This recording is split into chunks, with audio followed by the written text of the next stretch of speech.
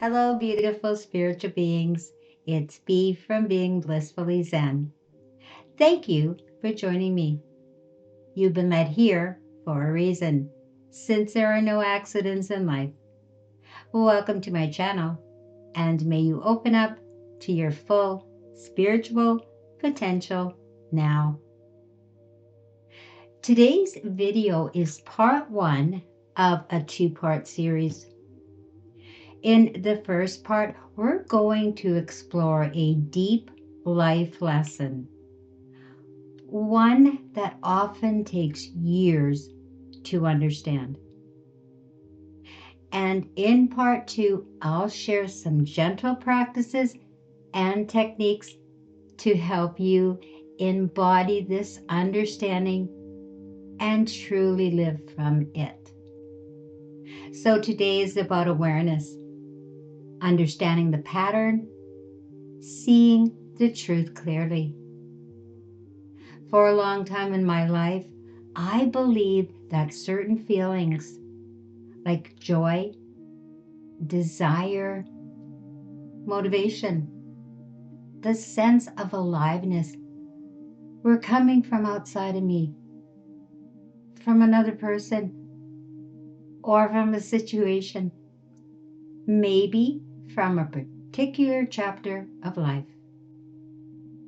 And when the external connection changed or ended, it felt as though something essential had been taken away. But what I eventually came to understand was this: it was my own energy all along. The other person or situation was simply the character through which that energy had been expressed. Now, many of us are never taught how to recognize our own energetic source.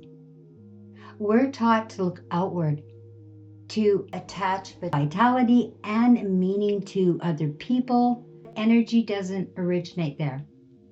Nothing outside of us gives us energy. It only activates what already exists within us.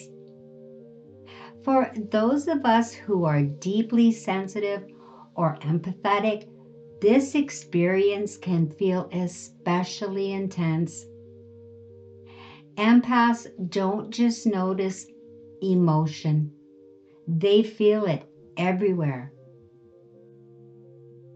So when we unconsciously attach our inner energy externally, the cost can be high. It can show up as crying that feels hard to explain, a sense of helplessness, emotional exhaustion, physical fatigue, mental fog, or spiritual depletion. It can feel like your life force is being drained. And for a long time, it's easy to believe that something outside of you holds that power. But it doesn't. What's really happening is an unconscious exchange. We're giving our energy away without realizing it was never meant to be sourced externally. The depth of what we feel is not proof of something outside of us being powerful. It's proof of our own capacity to feel deeply. Why does letting go feel so hard? Letting go doesn't feel difficult because you're weak. It feels difficult because the body remembers unfinished experiences. When there's no closure, when connection is intermittent or inconsistent, the nervous system never receives the signal that the experience is complete.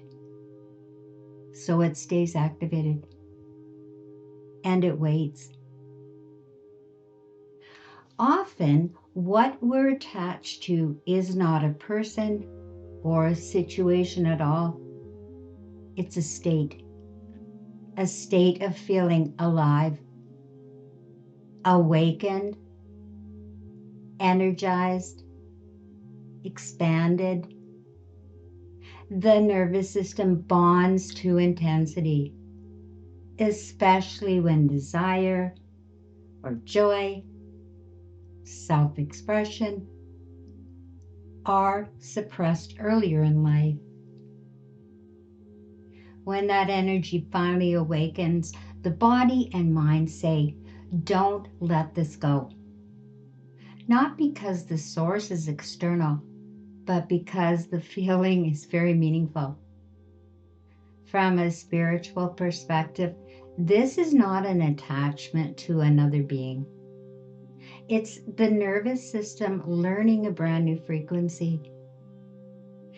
And without awareness, the mind tries to preserve that frequency by holding on to external triggers. But the state lives inside you. The energy always did. Your moment of truth, reclaiming inner authority. There comes a moment, often quiet, often after exhaustion, when something finally becomes clear. The realization is simple, but life-changing. This energy is mine. It's not borrowed. It's not given.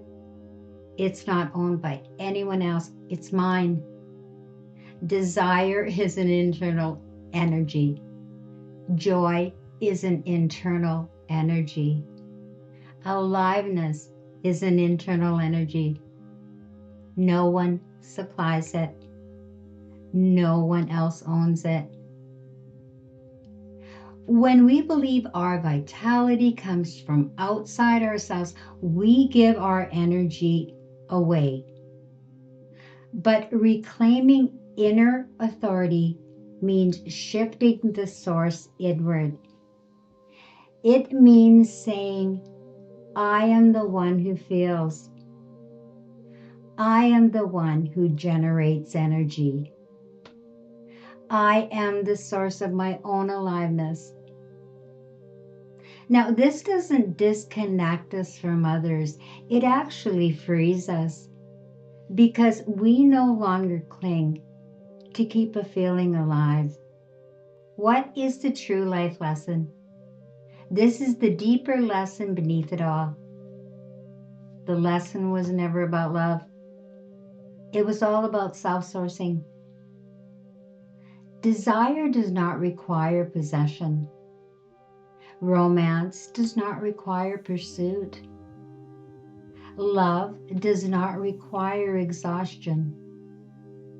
Energy does not need to be chased, held, or proven. The true completion comes when we can say, I honor the experience.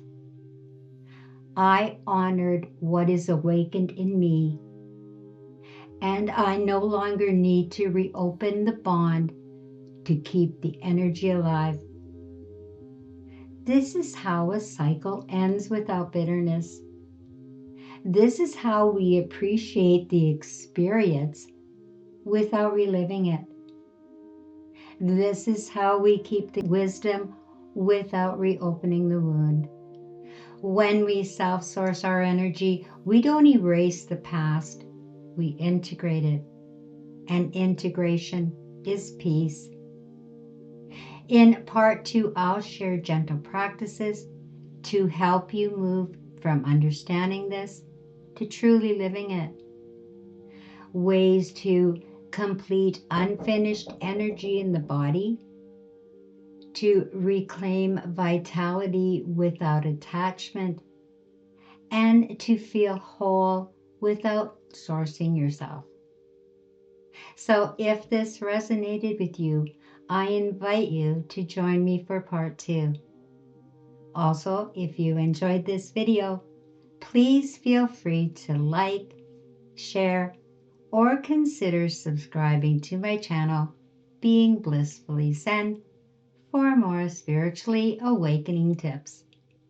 So until next time, beautiful spiritual beings, be blissful, be zen, and I'll see you soon.